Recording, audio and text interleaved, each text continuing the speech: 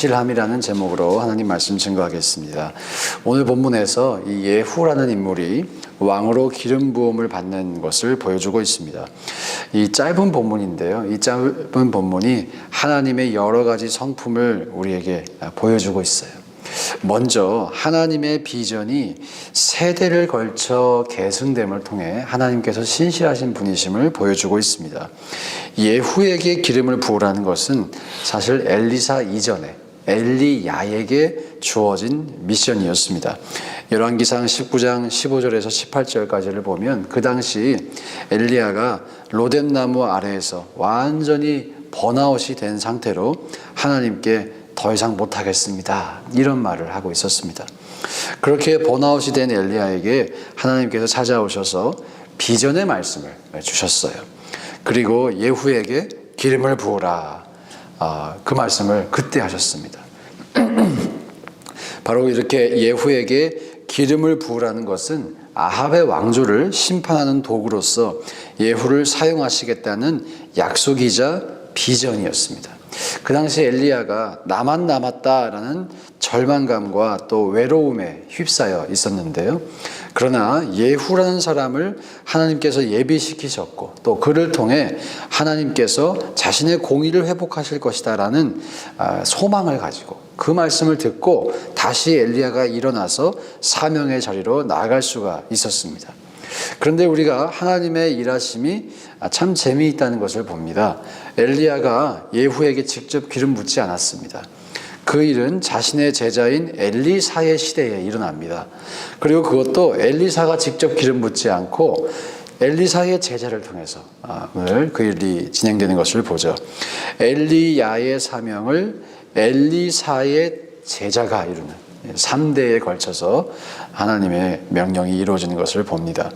이처럼 하나님께서는 자신의 비전을 세대에 걸쳐서 이루어 가시는 분이시다, 그렇게도 일하신다는 것을 우리가 확인할 수 있습니다. 하나님의 꿈이 나의 당대에 다 일어나지 않아도 우리가 절망하거나 낙심할 필요가 없는 까닭은 하나님께서 다음 계주 주자를 예비시켜 놓고 계시기 때문에, 또 그 사람을 예비시켜 두시고 그 사람을 사용하실 것이기 때문에, 그래서 우리가 할 일은 하나님께서 일을 지어서 성취하실 것임을 신뢰하는 일인 줄 믿습니다. 특별히 엘리야가 괴로워했던 이유를 한번 살펴보겠습니다. 그가 사는 시대가 너무나 어두웠죠. 악이 창궐하고 있는데 그 악을 제어할 의인이 보이지 않았습니다. 엘리야의 눈에 희망이 보이지 않았죠. 그래서 절망했습니다. 그러나 엘리야가 하늘에 들려 올라간 이후에 하나님께서 그 모든 악을 제거하시기 위해 단순히 예후만 준비시킨 게 아니라 또 7,000명만 숨겨두신 게 아니라 궁극적으로 자신의 아들을 이 땅에 보내실 계획이 있으셨다. 그것을 알게 됐을 때 얼마나 놀랐겠어요. 엘리야 입장에서 나만 남았나이다 라고 고백을 했었는데 하나님께는 계획이 있구나 라는 것을 깨달았을 것입니다. 우리의 입장에도 마찬가지죠. 우리는 하나님의 크신 섭리와 뜻을 다 모릅니다. 알고 싶지만 알 수 없는 것이 있습니다. 그러나 내가 모른다고 해서 하나님의 뜻이 신실하지 않은 것이 아니죠. 주님의 능력이 적은 것도 아닙니다. 주님은 사실 우리가 상상하는 것보다 더 큰 치밀함과 세밀함을 가지고 계시죠. 그 치밀함과 세밀함 속에 오늘도 자신의 뜻을 이루어 가고 계십니다. 그 사실을 우리가 믿을 수 있기 원합니다. 이것이 믿음이죠. 보이지 않고 들리지 않아도 내가 그것을 지금 붙잡을 수 없어도 하나님은 일하고 계신다. 주님은 궁극적으로 자신의 선하시고 신실하신 뜻을 이루어 가실 것이다. 우리가 이 사실을 믿을 수 있기를 원하고요. 그리고 이 사실을 믿을 수 있다면 우리가 조금은 더 자유할 수 있는 것 같습니다. 그리고 기뻐할 수 있는 줄도 믿습니다. 내가 마음이 급하고 빨리 일어났으면 좋겠고 그러면 우리 마음이 좀 바쁘죠. 마음이 조급함이 생기죠. 그러나 하나님이 이루어 가실 것이다. 하나님이 우리의 시간과는 다른 시간대에서 다른 방법으로 그러나 분명히 일해 가신다. 이 사실을 믿고 저와 여러분에게 자유함과 또 소망이 있을 수 있기를 주의 이름으로 축원드립니다. 두 번째로 오늘 메시지가 악은 반드시 심판을 받는다는 것을 보여주고 있어요. 악은 반드시 심판받는다. 하나님께서 아합의 집안을 몰살시키시려는 계획을 이 본문이 보여주고 있습니다. 악이 극도로 차버린 가문, 하나님의 마음을 아프게 하고 또 아프게 하고 또 아프게 하면서도 잘못된 줄 모르고 했던 그 가문. 하나님은 우리가 상상하는 이상으로 은혜와 자비가 충만하신 분이시지만 그것이 우리가 악의 편에 서는 핑계가 되어서는 안 될 것입니다.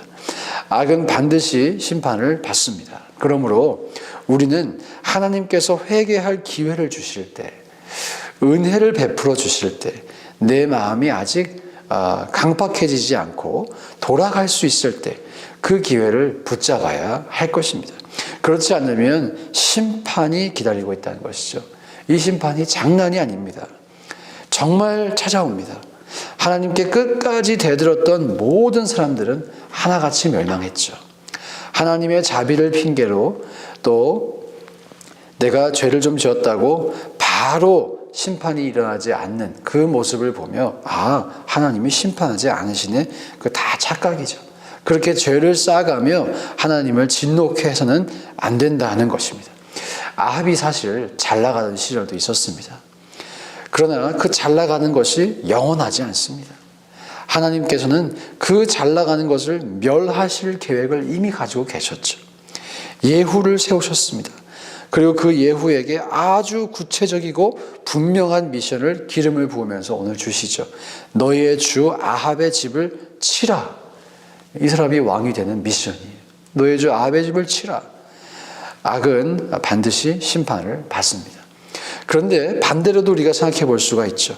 악은 반드시 심판을 받는데 그런 것처럼 의인은 반드시 상급을 받을 줄로 믿습니다. 의인의 삶에는 지금 보기에 고난이 있을 수 있죠. 좁은 길을 걸어가는 삶, 또 좁은 문으로 들어가려고 하는 삶, 결코 쉽지 않은 인생이죠. 그러나 역전의 순간이 온다는 것입니다. 엘리야와 아합을 한번 비교해 보시죠. 하나님은 엘리야와 아합의 위치를 완전히 역전시켜 주셨습니다. 엘리야의 길을 걷는 사람과 아합의 길을 걷는 사람들의 위치도 완전히 역전시켜 주셨습니다. 오늘 우리의 삶이 아합과 같이 잘 나가지 못할 수도 있습니다. 반대로 엘리야가 로뎀나무 아래에서 철푸덕 넘어져서 번아웃된 것처럼 우리도 그러한 상황을 지나가고 있을지도 모르겠어요. 바닥을 기는 시간이 우리에게 허락됐는지도 모르겠어요. 그러나 우리가 아합을 보며 부러워하지 않을 수 있는 까닭은 엘리야가 불병거 타고 올라가는 순간이 있었다는 것을 우리가 알기 때문입니다. 악을 반드시 심판하시는 것처럼 의를 반드시 상 주신다. 저와 여러분이 이 사실을 굳건히 믿을 수 있기를, 그래서 우리 모두가 변함없이 의인의 편에 서서 믿음의 경주를 완주할 수 있기를 주 이름으로 축원드립니다. 이렇게 사역을 세대를 걸쳐 완성해 가시는 하나님의 역사를 볼 때, 또 악은 반드시 심판하시고 선은 반드시, 의는 반드시 상급을 주시는 하나님의 그 모습을 볼 때 우리는 하나님의 변함없는 신실함을 발견합니다. 변함없는 신실함. 하나님은 시간이 지난다고 변하는 분이 아니시죠. 세대가 바뀐다고 변하는 분이 아니시죠. 여전히 신실하신 하나님이십니다. 그분은 그분의 신실함으로 어제와 오늘 또 영원토록 동일하게 역사하실 것입니다. 그래서 우리가 그 하나님을 믿자는 것이죠. 지금 내 눈에 주님이 적극적으로 일하시는 것이 보이지 않더라도 성경을 보며 하나님은 시간이 지나도 변함없이 일하시는구나. 그러니까 우리의 인생 가운데에도 언젠가는 그분의 선하심과 인자하심을 나타내 주실 거예요. 그렇게 믿어보자는 것이죠. 저와 여러분이 이 하나님의 신실하심을 믿고 그 하나님께서 역사하실 것임을 믿고, 그래서 그분 안에 평안과 자유함 누리시기를 주님의 이름으로 축복합니다. 함께 이 시간 기도하실 때